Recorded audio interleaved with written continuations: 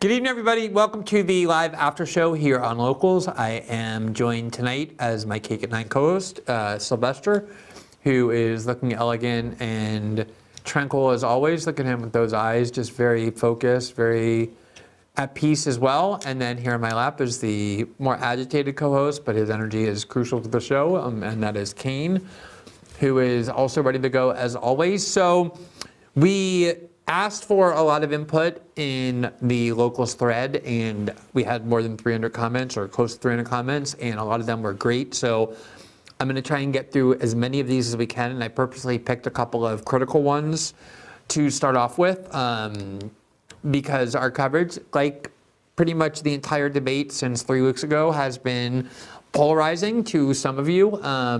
Although it is interesting, I think the majority of our audience has been very supportive, including people who are on Israel's side in this conflict, and I think in part because we've focused mostly, not entirely, we've done a lot of coverage on the conflict itself and what I feel is the wildly excessive use of force, to put that mildly, in Gaza. Obviously, we began by condemning vehemently the Hamas attacks, which I still stand by, but the kind of freedom of speech and discourse and calls for censorship and cancellation that have arisen around it. And I think even a lot of people who support Israel are bothered by that. And so we always try to make that a unifying feature of our show, is a belief in free discourse and the importance of free speech regardless. So let me start off with a critical comment from Vrooman, who said, "Glenn, exclamation point. Will you please be fair and show the other people on the right who are not asking for censorship? There are so many of us, and you are purposely choosing the wackos who stand for all kinds of bullshit. Think about it. Nikki, Tim, and Ron are freaking neocons who love war. I would expect them to have disgusting attitudes on just about anything. I know this subject brings out the worst in everyone. I'll never understand it, but you are stoking the fires of hate by calling everyone on the right liars and hypocrites. Look at what you are doing. I'm watching you change right before my eyes." Okay. So first of all, I think we've been very careful to note from the beginning, and I actually have noted at least on several occasions, that there are major figures on the right who support Israel but do not support cancellation and censorship. In fact, one of the most prominent disputes happened when Vivek Ramaswamy came out and denounced the attempt to get students fired who have been expressing pro-Palestinian views. And in response, Megyn Kelly attacked Vivek and said, "This is disgusting what you're saying. I think these people are terrorist supporters, and they, if you want to hire terrorist supporters and Hamas fans, feel free, but the rest of us normal people aren't going to do that." And in response, Candace Owens inserted herself into that thread to respond to Megyn Kelly and essentially call her a hypocrite for supporting censorship and cancellation, exactly the kinds of things the American right has been doing. And we featured that exchange on our show, and I've mentioned Candace Owens and Vivek on several occasions as examples of major conservative voices who are not doing this sort of thing. Now, we also just put on the show, and obviously this commenter, I think this comment was posted today, didn't know we were going to do that, in fairness, but we just had a conservative voice, a conservative pundit and author, Brad Palumbo, a conservative writer and journalist, who vehemently condemned Ron DeSantis. And we had him on our show, and I said, here's a conservative who is extremely principled on this issue. And we interviewed him and gave him the floor, and he explained why he thinks what the people on the American right who are calling for censorship are doing is so dangerous.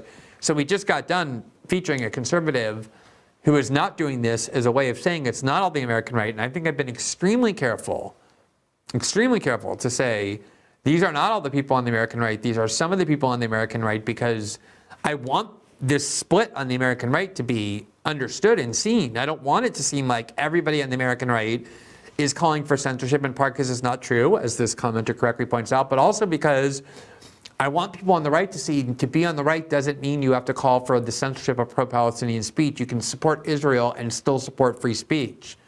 I want those people to be examples of what I hope other people will follow.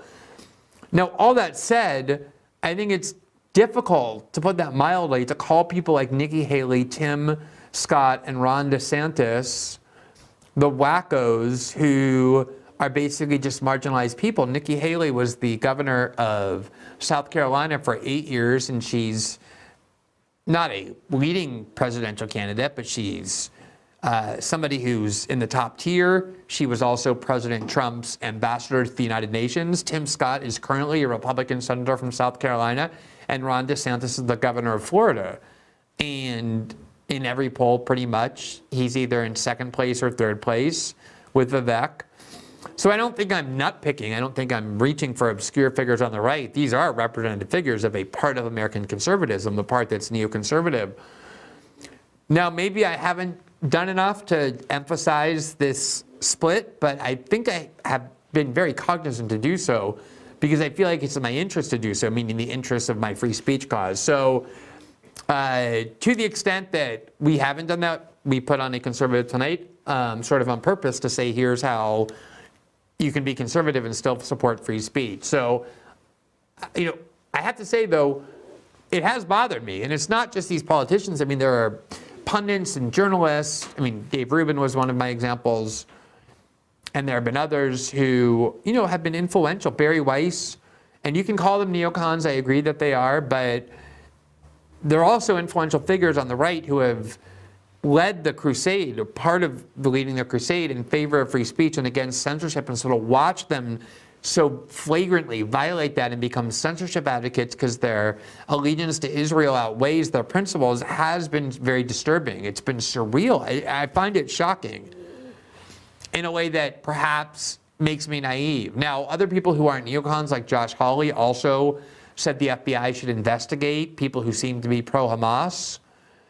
So it hasn't just been confined to the neoconservative wing, but, there are people on the right, for sure, who not only don't support censorship, but don't even support Israel or think the United States should mind its own business and stay out of that. So there is a split on the right over these things. And I think, in fact, one of our shows wasn't even entitled, like, the split on the right, if I'm not mistaken. Somebody can check that. So I take your point, though, and hopefully if we had been insufficient about that tonight, helped rectify it. Here is a comment from Crease1, and this is actually left a few days ago, but I meant to address it on the last time we did locals, and I didn't have time, but this is the article, this is the comment and the critique as follows. Quote, "You have articulated many valid critiques of members of the pro-Israel community, the sweeping accusations that supporters of Palestine are pro-Hamas, the attempts to cancel and censor critics of Israel, and the dehumanization of Gaza civilians. I think you make it seem like the majority of pro-Israel supporters do those things, and I don't think that is accurate. But the critiques are certainly well taken." So, again, here, I'm not sure I've ever said them. I don't think I've ever said the majority of pro-Israel supporters are accusing everyone of being pro-Hamas or are dehumanizing Gazan civilians or censoring, although it's similar to that other critique. So I'll certainly, take it under advisement that maybe I haven't been clear that it's not all conservatives doing these things, but there's certainly influential ones. I try very hard never to just find obscure people and make it seem like they're more representative or significant than they are. I try and confine myself to people who have influential platforms, who are well known, whose opinions are listened to by a large number of people. And I think there are a lot of influential people guilty of all these things. Though, again, if I've been not sufficiently attentive to making that distinction clear, I think that's a valid critique. But then it goes on to escalate the criticism a little. Quote, "But I think you've been silent concerning analogous conduct by members of the pro-Palestinian community, including people you've had on your show and plainly admire, such as Aaron Mate and Michael Tracy and Jimmy Dore. The sweeping accusations that supporters of Israel support genocide, the justifications provided for Hamas's actions on October 7th, and the justification for what happened on October 7th. I know you say no decent or prominent person thinks such conduct is justified, but maybe you haven't been reading Jimmy Dore's Twitter post. This conduct is prevalent by non-fringe actors. You ignore these statements and actions, and I'm asking why. Every night since your second show following the October 7th Hamas massacre, you have been focused on those themes. But if you're going to keep leveling these critiques at pro-Israel supporters without pointing out the same kind of conduct by pro-Palestinian supporters, then you are effectively communicating that you don't find that conduct problematic when voiced by opponents of Israel's current policies. And if that's the case, then just say so. I don't think I'm morally inferior or less educated than Mate, Michael Tracy, or Jimmy Dore. I find their smug judgments about supporters of Israel highly offensive. We are supporters of genocide and ethnic cleansing, or we are propagandized. Okay. When I say that, so let me start off with this. There was an attempt at the very beginning to essentially equate people who criticized Israel or who even tried to put this Hamas attack into the broader context by pointing out that Israel is to blame. There was an attempt to equate everybody doing that with people who were pro-Hamas and supportive of Hamas.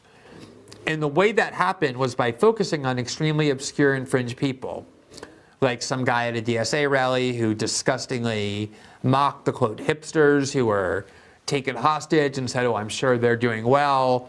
And then there was a Black Lives Matter chapter that celebrated the paragliding and glorified it and then later apologized. And there was like an assistant professor who wasn't even tenured who said something like, oh, this is what resistance looks like, or this is what decolonialization looks like. And what I was trying to say was the reason those kind of people had to be focused on, people whose names nobody knew, to point out they're celebrating or defending Hamas is because nobody with a platform is actually doing that. Nobody in Congress did that, including probably Rashida Tlaib and Ilhan Omar, the most pro-Palestinian voices.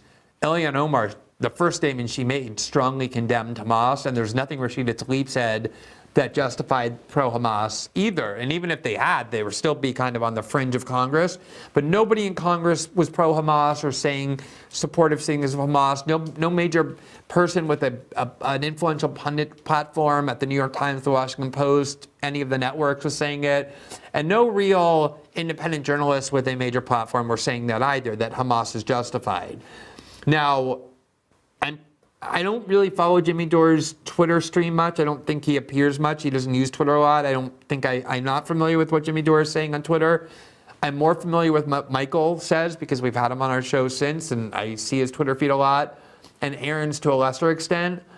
I don't think they've defended pro-Hamas, but I don't think that's what this comment is suggesting. I think this comment is suggesting that, especially Jimmy maybe, but I guess Michael and Aaron as well, are suggesting that everybody who supports Israel is a supporter of genocide and ethnic cleansing, doesn't care about Gaza, or is propagandized. And I will acknowledge, I don't think Michael, by the way, is somebody who is guilty of that. In fact, Michael has been, as usual, very even-handed. He just plunges forward without the slightest regard to whose side he's on.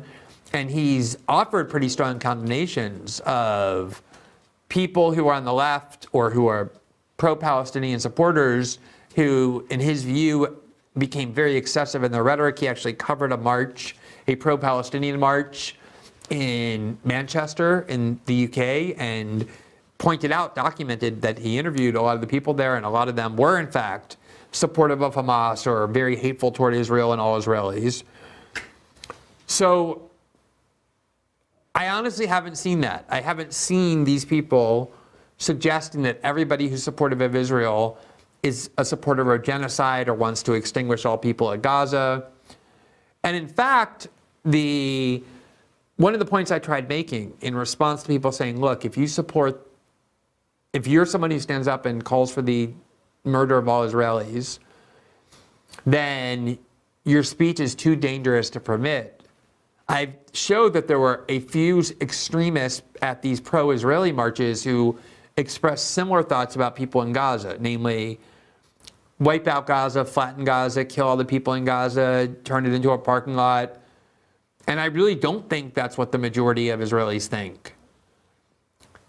It is true, though, that the nature and the face of the Israeli government has changed. When we had on the Knesset member, he was pointing out that a lot of people in the coalition governing party, the governing coalition, the partners of Benjamin Netanyahu, are people who explicitly say we should push out the Gazans out of Gaza, we should annex the West Bank.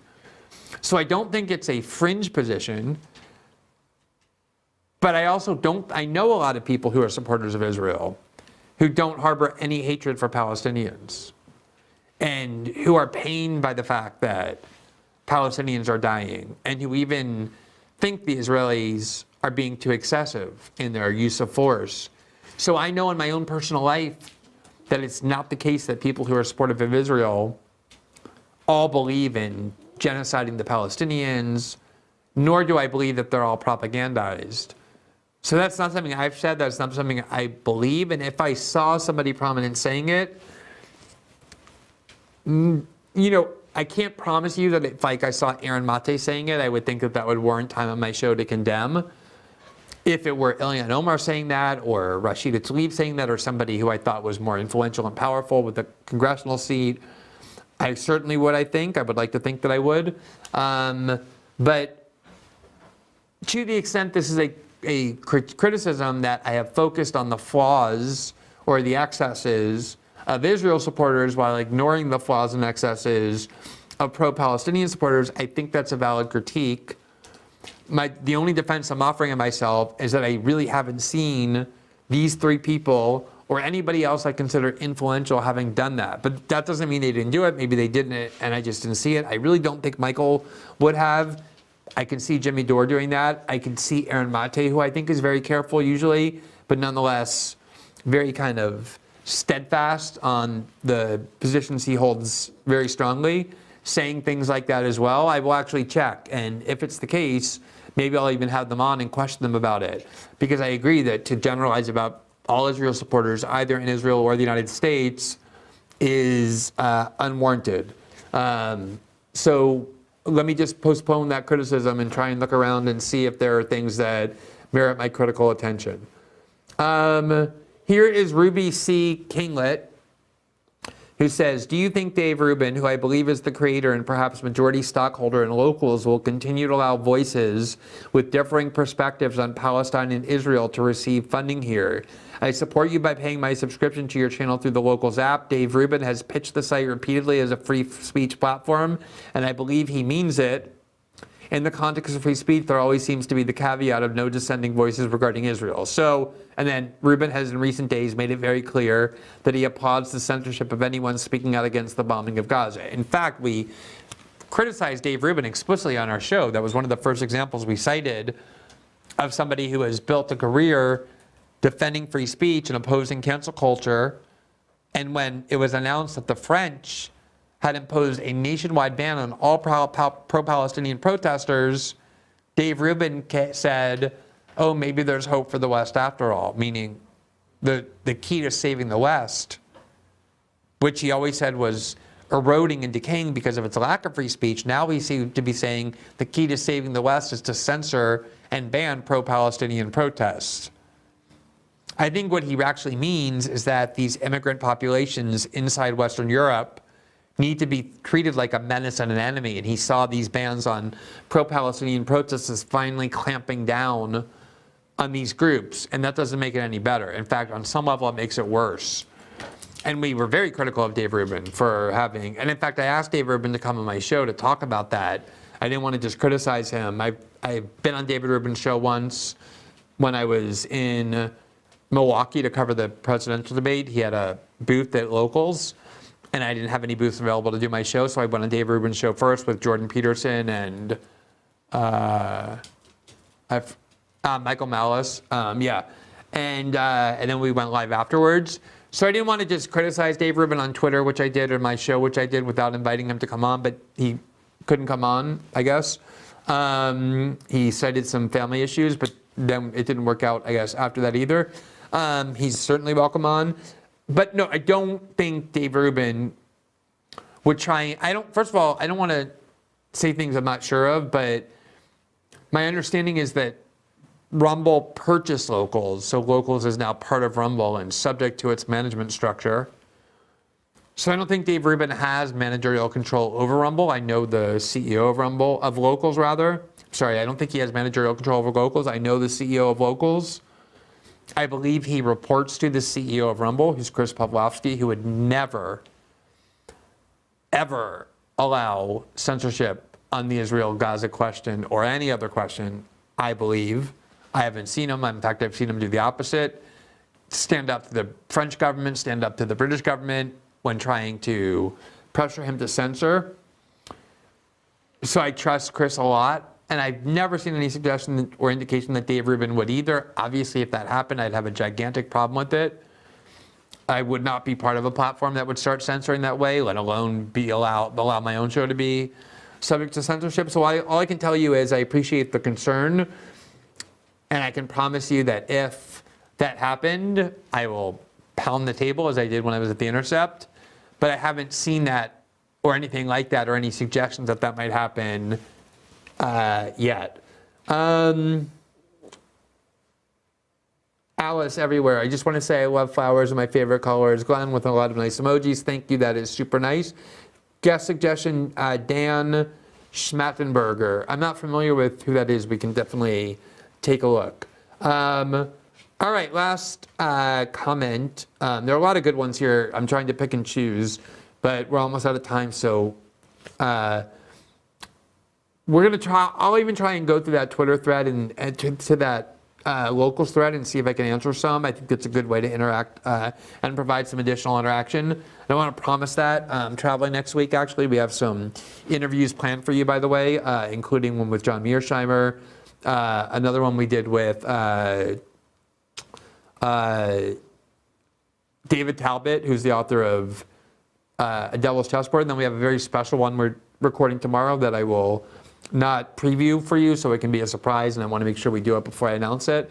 So I don't want to promise that because I am traveling throughout the week, but we're going to have shows, if not every night, almost every night, because of the ones we've taped, and I'll probably do at least one from the road, but I'll try and answer. But here's the last one. I have been appalled at the coverage of the Israel-Gaza conflict given by U.S. mainstream media. This morning, Al Jazeera's English listening post explained just how bad the censorship really is. The 26-minute video can be found here. The listening post, by the way, which is part of Al Jazeera English, is excellent. I've been interviewed on that show before. They do deep dive 20 to 25-minute documentaries about issues. They're extremely careful with the facts, but they're very in-depth as well. And then it says, here's one example of censorship, which was how these three prominent MSNBC hosts, Mehdi Hassan, Ayman Moladin, and Ali Vleshi, had their shows taken off the air. I think that was a little cloudy because none of them ever spoke publicly about that report. They didn't deny it, but they didn't object either. But I do think their shows, the ones they host, weren't aired, even though they themselves are part of panels, and I think that their shows are now back on. But there's no doubt that this censorship is exactly like what happened in the wake of 9/11 and then George Floyd. And on some level, I find it even more pernicious because you're seeing now not just proposals, but in the case of Governor DeSantis, an actual use of his state power. He shut down a Palestinian group, a pro-Palestinian group on campus. That is insane. And you have a lot of calls for censorship, and everyone is petrified politically of looking like they support Hamas. And so nobody wants to even dissent on any level who has any political power, with a few exceptions. And I really do actually worry about that. I notice here, it's true, there's people who still ask about this podcast that I did with Ben Mora, I guess, more than a year ago now. It was called Glenn and Ben's After Hours. It was sort of like a dark version of a podcast because it was much more informal. Ben Mora is this hilarious gay former Sanders campaign aide who got fired because, as a campaign organizer for Bernie Sanders, because he got caught, or the Daily Beast outed him as having maintained a secret private Twitter account just for his friends, where he said incredibly bitter and insulting things about Hillary Clinton and Liz Warren and Pete Buttigieg that were hilarious in this very kind of like campy, aggressive, bitter, snide, gay, humorous way. But it's obviously not something a campaign could be associated with. Some scumbag at the Daily Beast thought that even though he was a low-level campaign manager, he should be outed. He got fired. And he and I did this podcast, about 4 or 5 episodes, and it was a little strange. The dynamic was difficult.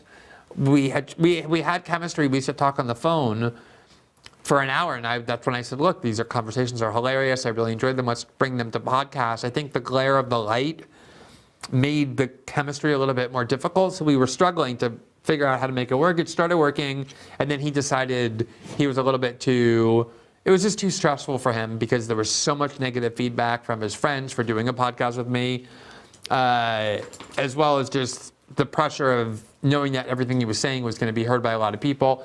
People still ask about it. It's kind of like it had a cult following. I think the episodes are still up on Substack. Oh, good. The person to whom I responded, eCries, just said, I tried posting this, but I don't see it, so I want to thank you from the bottom of my heart for your thoughtful response. It means a lot to me that you did because I'm such a big fan. I don't have to agree with you on everything, and it's probably best that I don't. I'm just happy you responded in a thoughtful way. I honestly feel the same way. I'm thrilled, genuinely, when we get a lot of praise and a lot of compliments for our work from our viewers, and I'm obviously very gratified by that. But I'm also very happy when we get thoughtful, good faith critiques, even if they're spirited, because I want to have an audience that still watches, that still respects the work I do, even knowing that sometimes we're going to disagree.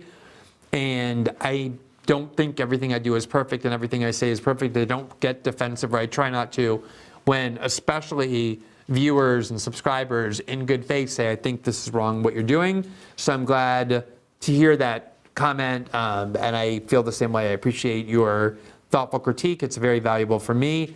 I consider the show kind of a form of journalistic accountability. That's what I've always said.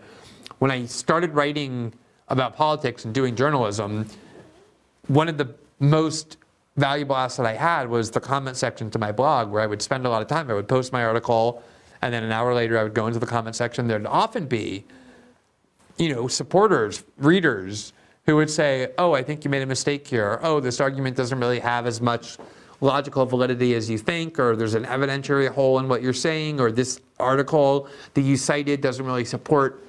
And a lot of times they were right, and it strengthened my work as a journalist. It made me more careful, it made me more rigorous.